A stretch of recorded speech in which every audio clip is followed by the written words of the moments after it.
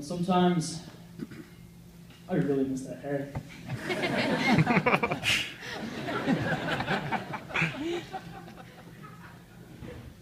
Before I got connected to Peak 7, I was very angry. I didn't know who I was, nor who I could be. Where I'm from, people are not judged by the content of their character, but by the color of fabric tied to their arm. I didn't know you could be cool and respectable without being a criminal. Now this anger and this no sense of identity, it led me to do some pretty things I'm not proud of. I would go out and I would slash tires and I would spray paint buildings, hoping that someone would stop me. If someone was trying to stop me, they'd have to fight me. And that is what I lived for. Me and a buddy of mine one day, didn't go in the ditch, got old. So what do punk kids do? Well, we're throwing rocks through people's windows and running away, because that was fun. And we got caught, and we got arrested, and I had to do a lot of community service. And through that, I ended up doing it through the YMCA and the youth investment program.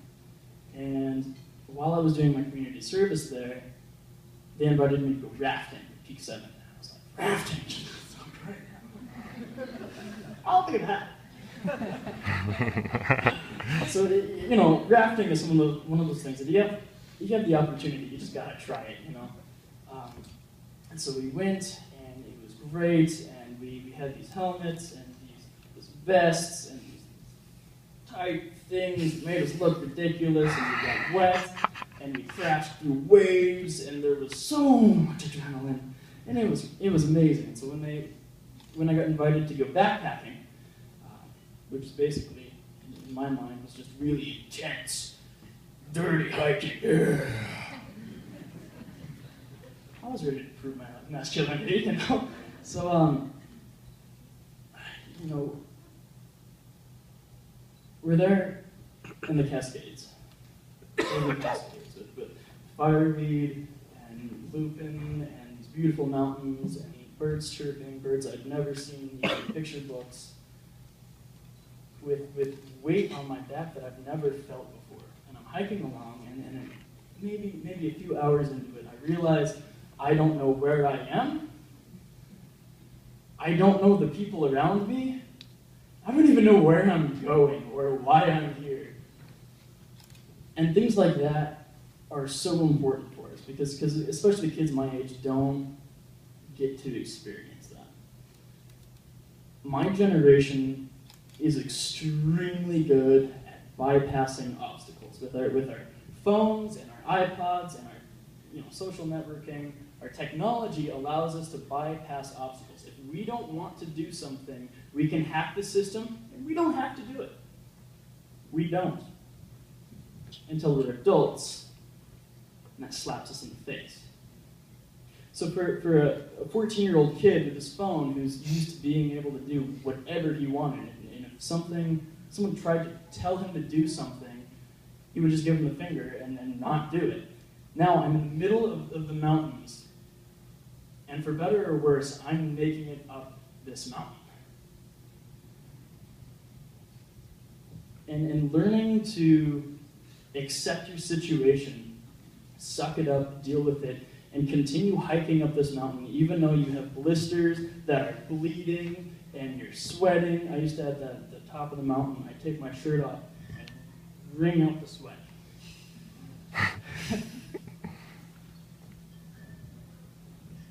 That's invaluable.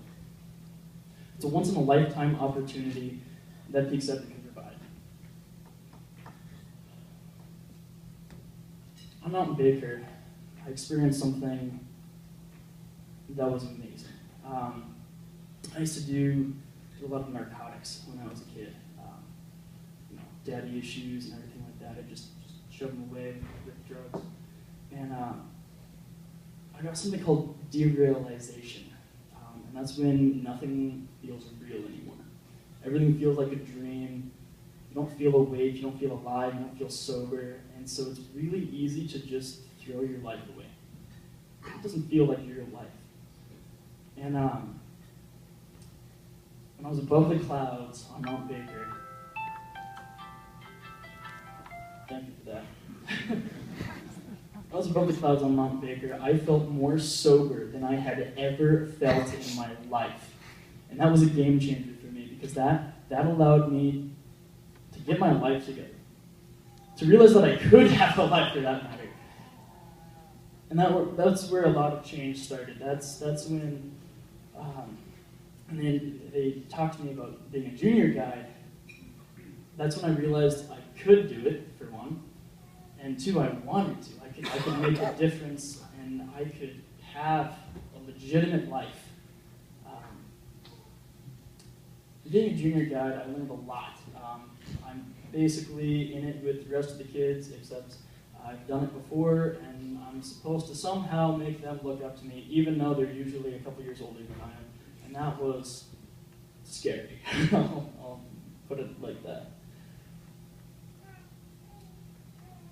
It gave me the opportunity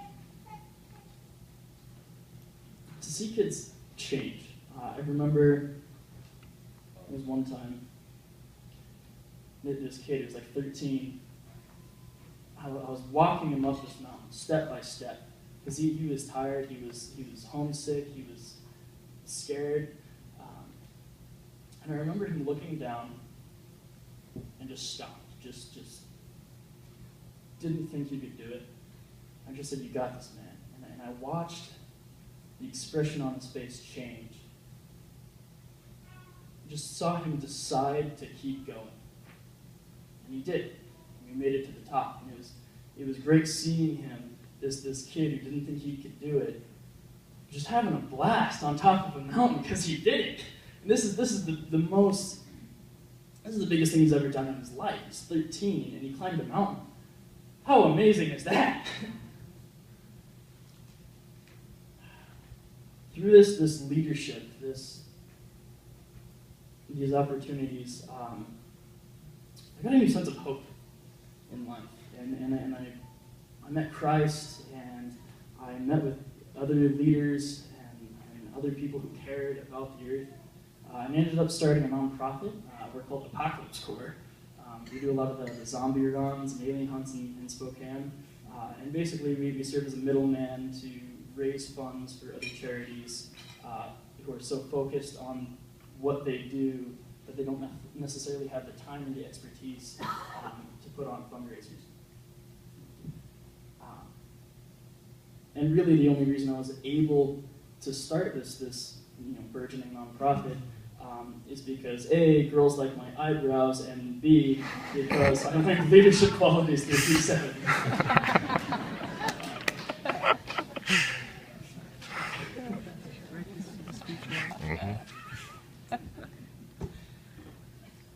To anyone who still doesn't quite understand that mountains change lives, 3 years ago, I was a homeless gangbanger selling coke and cutting himself, and now I'm in front of you with the confidence to not pee myself, wearing his clothes. So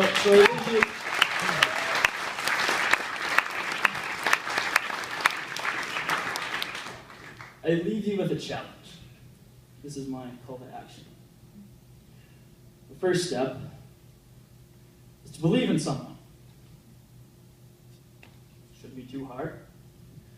Next step, a little harder. Believe in someone who continually disappoints you. Because you never know when they're going to stop disappointing you. And number 3, the hardest of all,